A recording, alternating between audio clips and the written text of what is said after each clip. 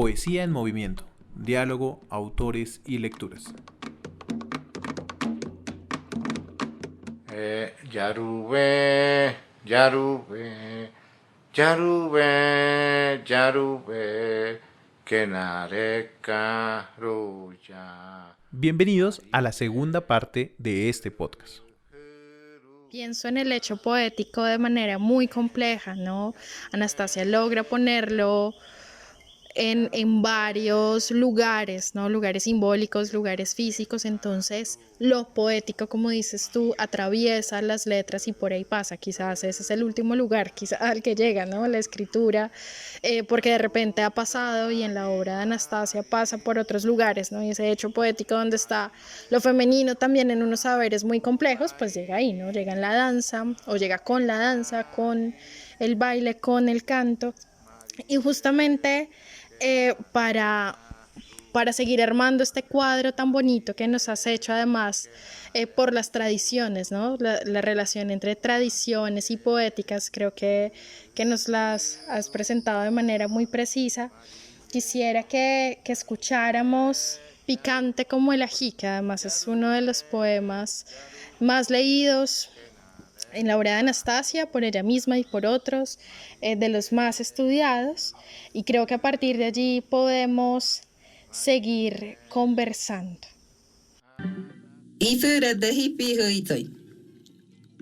Picante como el ají. Caumare ifurete. Fiore hadje de hipihu. Apeito y muruño comeku. Ikuri pure de buena borede. Muruño Ringo abu fiore hadje de hifira isapian. Dango uairuire de hifirite. Dango fuaikana ye comeku mananaite. Ye mei. Dango sadaite. Hipihu. Ringo comeku. Hipihu. Ringo magriku. Hipihu. Ringo manue. Jetarapue. Uarek duñe de ye comeku. Caimare ite ye hopom. Ahora ya la voy a hacerle recital en castellano. Picante como el ají. Ifure de hifijuito. Sabroso y picante, su aroma delicioso. Así como el corazón de la mujer huitota, furiosa, sus labios ardientes. Mujer huitota, su cuerpo oloroso, como el perfume de la flor del ají. Su voz fuerte y picante. Sola se calma de su ira, pero su corazón ardiente y comienza a reírse. El ají, corazón de la mujer. El ají, la fuerza femenina. El ají, planta medicinal de la mujer huitota, es la verdadera enseñanza y conocimiento, el verdadero fuego de amor que no se apaga y vive alegremente en su dulce hogar. Gracias. Bien, dice el poema, y aquí recapitulo 3 versos. Sola se apacigua la ira ardiente, su dulce corazón, y comienza a reírse, ji, ji, ji.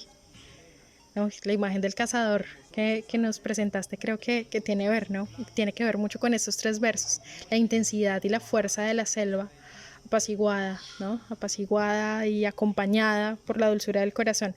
Entonces recuerdo aquí en esta última imagen de la risa, Anastasia justo en ese encuentro de escritores de la Filbo del cual nos hablabas, porque ella cuando se presentaba justamente cantaba y leía en voz alta y propiciaba la danza.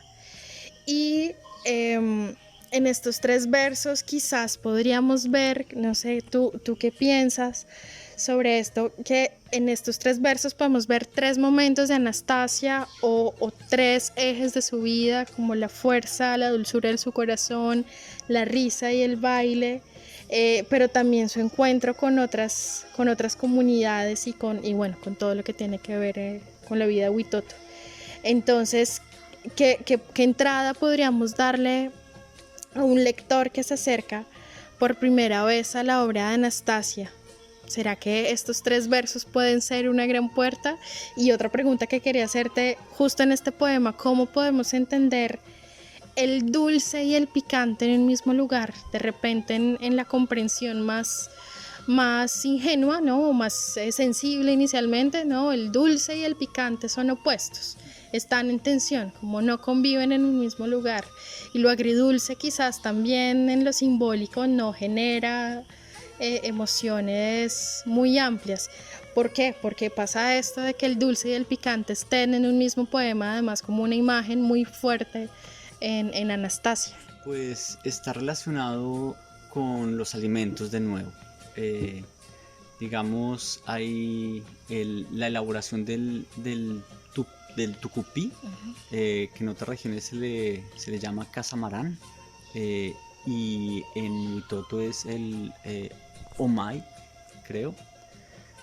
Pues es un proceso alquímico muy interesante, ¿no? Porque la yuca brava tiene veneno, y para la elaboración del tucupí las mujeres exprimen la masa de yuca para sacarle ese veneno, y es a partir de cocinar ese veneno pues que se hace el tucupí, que es uno de los digamos aditamentos más importantes de los alimentos y de la dieta indígena.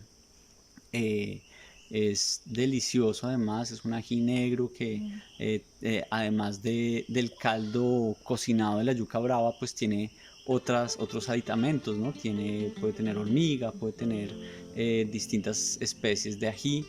Entonces ese ají está de algún modo pues conectado pues con ese proceso alquímico en el que el veneno se transforma en alimento. Y por el lado pues de lo dulce, lo mencionábamos hace un momento, tiene que ver con esa bebida para enfriar, para apaciguar, para generar armonía y para también sostener, digamos, toda la forma en la que se dan, digamos, las sesiones de los discursos rituales de los hombres, pues, digamos, están acompañados de la caguana y de ese ejercicio de endulzar, de enfriar desde el pensamiento femenino.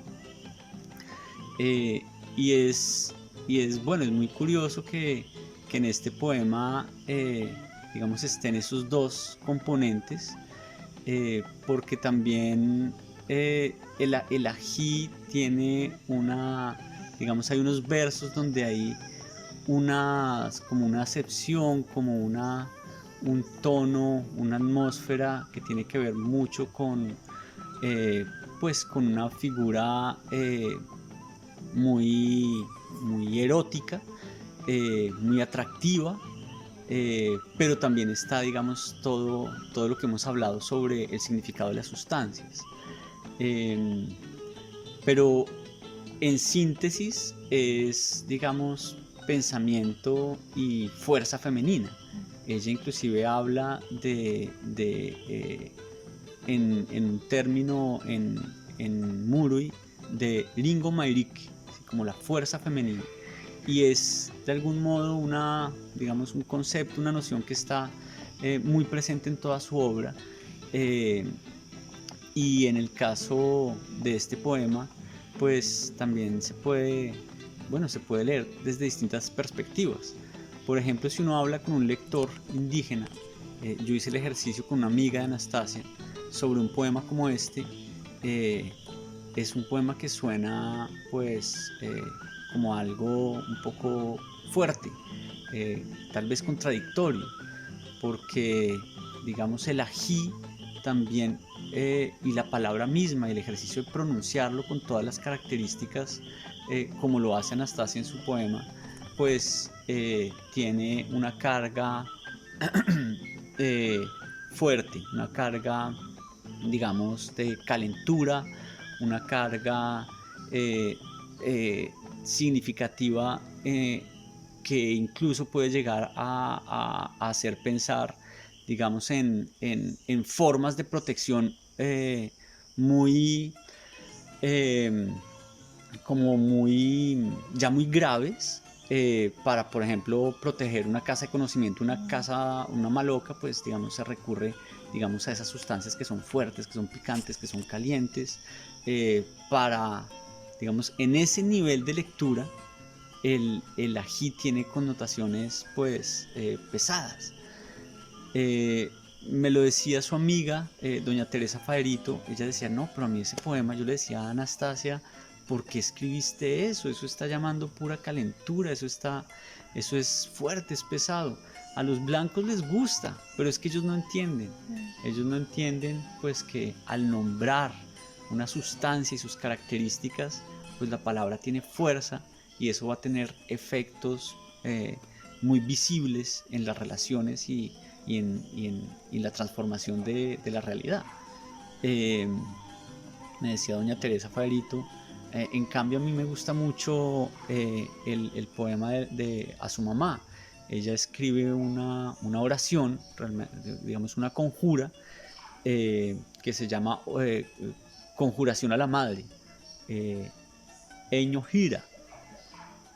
Y allí pues lo que hace Anastasia ya es muy distinto, además porque digamos toda la composición que hace de esa conjuración está muy ligada a las formas discursivas, a los géneros discursivos y a las estructuras poéticas propias de la tradición oral Murui, donde pues el gira, la conjuración, pues tiene una función y unas sonoridades, un ritmo, unas tonalidades muy específicas, muy relacionados también con la pronunciación, con la voz.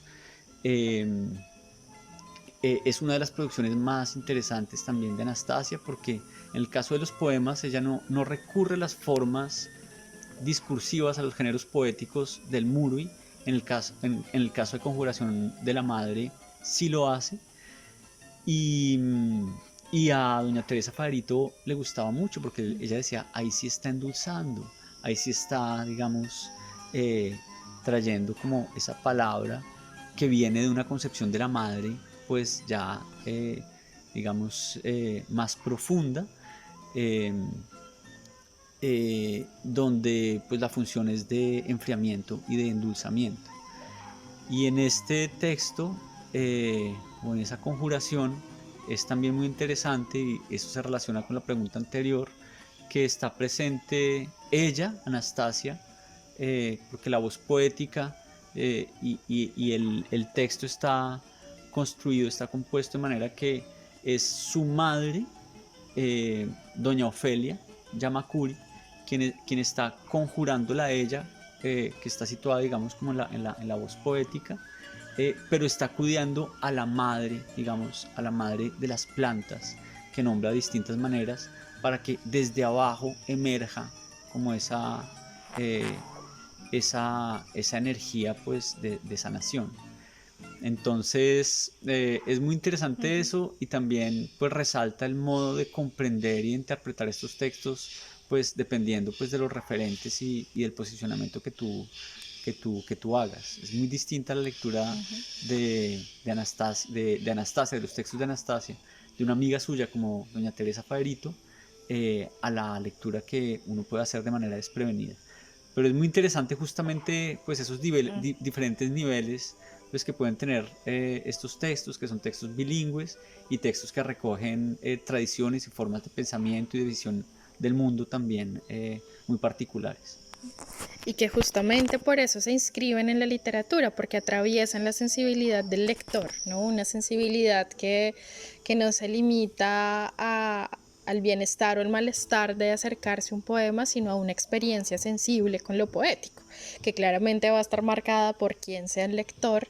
Entonces vuelve y juega, ¿no? Como la invitación a encontrarse, ¿no? A encontrarse con la poesía y de repente dejarla a la tercera línea o al cuarto poema, o revisar luego los artículos y las investigaciones de Anastasia. Creo que justamente el camino del lector es tan interesante por eso, porque empieza uno por el nombre y luego va y resulta como tú en Leticia. ¿Cuántos años, Camilo? 5 años aquí. En este momento llevamos 5 años aquí viviendo con mi familia, pero vengo visitando el trapecio desde hace 20 años. Queda uno 20 años y a partir, ¿no?, de la literatura, de ese camino con las lecturas.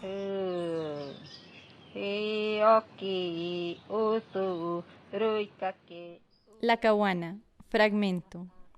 Quisiera que alguien me diera de tomar la caguana.